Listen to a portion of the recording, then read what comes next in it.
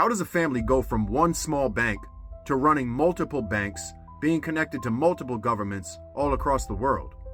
In the late 1700s, this man Mayer Rothschild opened a small bank house in Frankfurt, Germany.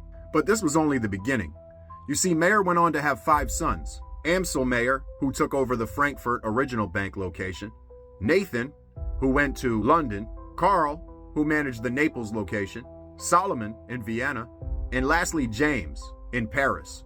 Now they didn't just have one bank, they had a network of banks.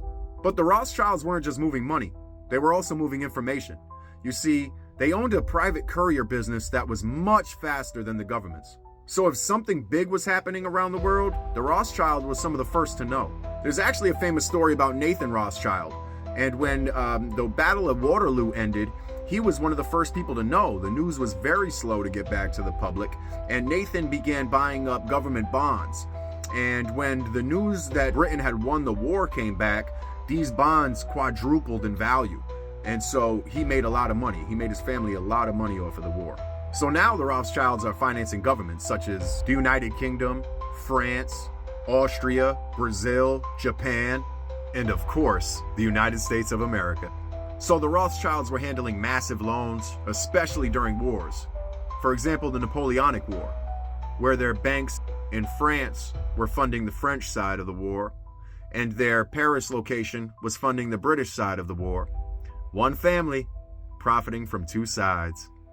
And this wasn't the only time. Now remember, these countries weren't just working with the Rothschilds, they needed the Rothschilds.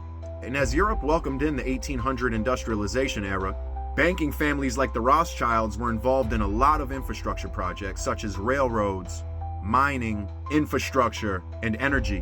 And when you're funding industries like that, you're not just watching change happen, you're a part of what drives the change.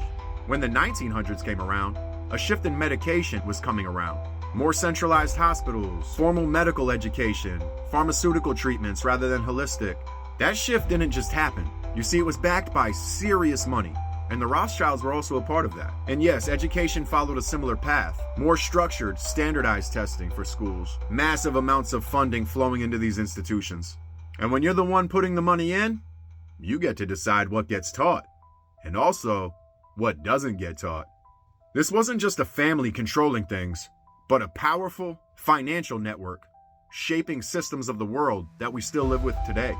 In 1972, the Rothschilds Surrealist Ball took place. It was a highly publicized social gathering put together by Marie-Helene de Rothschild at their large castle in France.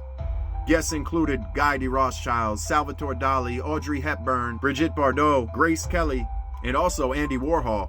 For the party, the chateau was lit with bright orange lights, and as you arrived, it appeared like the house was on fire.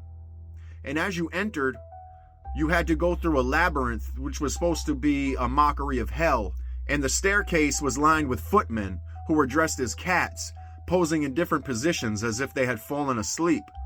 And when the guests would get lost in the labyrinth of hell, occasionally a cat would wake up and come save you and escort you out of this labyrinth to the main ballroom, is where you would be greeted by Guy and Marie. Guy was wearing a stillbirth on a platter as a hat on his head, and Marie was wearing a big bison face mask with emerald tears. The tables featured dismembered dolls as centerpieces, and just other odd symbolism throughout the night took place as well. Conspiracy theorists have gone on to say that this proves of demonic worship, Satan worship, worshiping idols, etc. My question is, how much influence is too much influence? Till next time, guys.